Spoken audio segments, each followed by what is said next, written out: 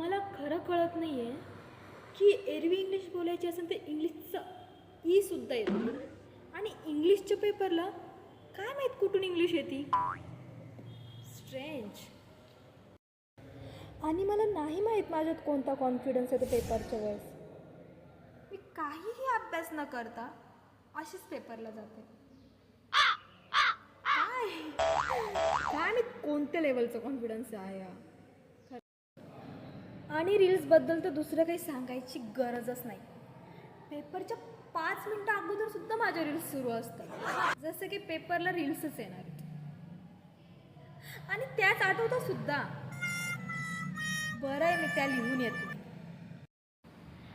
Paper केव्हा आणि कसे येतात ते तर कळत नाही, फक्त लवकर संपावे हीच एक शेवटची इच्छा असते.